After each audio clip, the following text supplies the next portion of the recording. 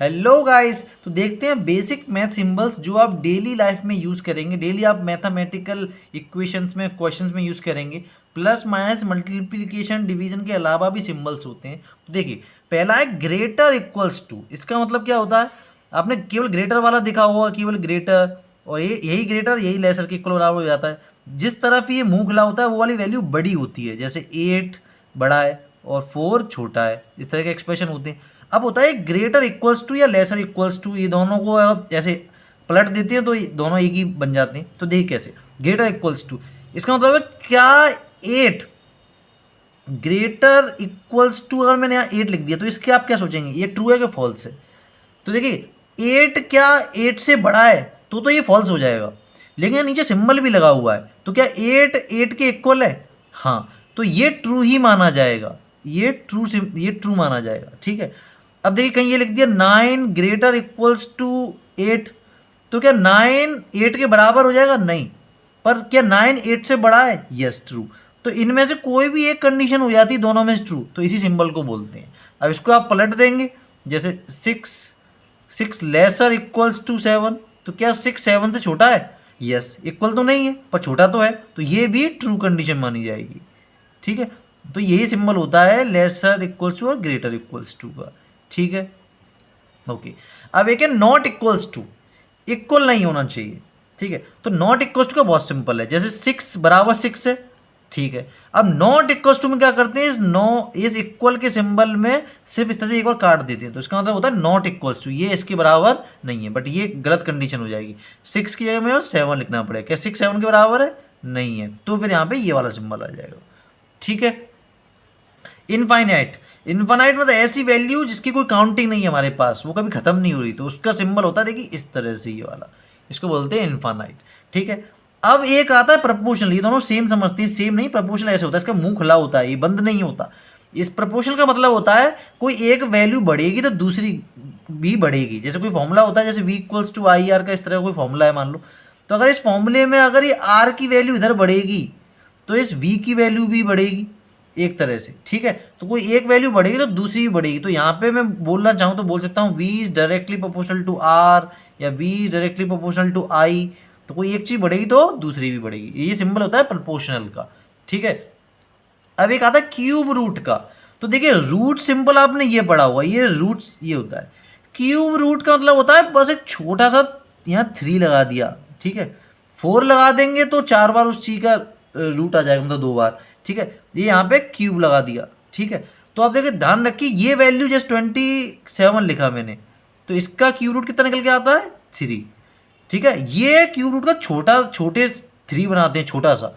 लेकिन अगर आपने कहीं ये लिख दिया 3√9, तो ये क्यूब रूट नहीं है 3 का, 3 बड़ा है, रूट के बाहर। इसका मतलब है √9 की वैल्यू 3 आएगी, तो 3 × 3 इसका आंसर 9 आएगा, ठीक है। समझ में आया? तो छोटा सा बनाते हैं हम तो वो क्यूब रूट बन जाता है, ठीक है। अब एक आता है अप्रोक्सीमेटली इक्वल्स टू, इसका मतलब है लगभग बराबर है। कैसा है?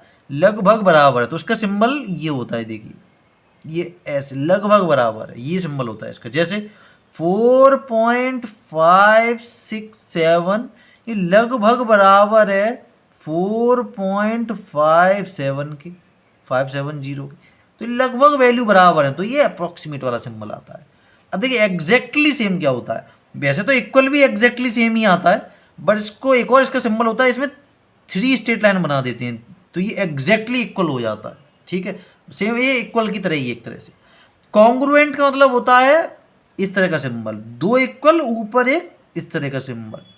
तो इसका मतलब ये होता है, इसका मतलब यही होता है कि कोई 2 शेप बिल्कुल इक्वल में, बट ये ज़्यादातर वैल्यूज के लिए यूज होते हैं, इक्वल और सेम। कॉन्ग्रुएंट शेप के लिए यूज होते हैं, मतलब ये जो भी 2 ट्राइंगल हैं उनकी बिल्कुल शेप एंड साइज इक्वल है, तीनों साइड्स इक्वल है, तो उसको बोलेंगे कॉन्ग्रुएंट, ठीक है। सिमिलर में केवल एक बार इस तरह से साइन आता है, इसका मतलब होता है 2 चीज़ों का शेप इक्वल है लेकिन उनका साइज इक्वल नहीं है, ठीक है। जैसे एक छोटा ट्राइंगल बनाया, एक ने बड़ा ट्राइंगल बनाया, तो दोनों ये ट्राइंगल ही हैं, ठीक है, लेकिन इनकी शेप तो सेम है लेकिन साइज सेम नहीं, तो वहाँ पे सिमिलर यूज़ करते हैं, ठीक है। वैल्यूज अप्रोक्सीमेट दिखाने के लिए ये वाला सिंबल यूज़ करते हैं, ये शेप्स के लिए यूज़ होते हैं मेनली। किसके लिए? शेप्स के लिए। सच दैट कोई भी इक्वेशन सॉल्व करते हैं तो मतलब इस तरह से, सच दैट का मतलब ये कॉलन लगा देते हैं, सेमी कॉलन। इसका मतलब एक वैल्यू है जो इस तरह से निकलेगी, इस तरह से, सच दैट।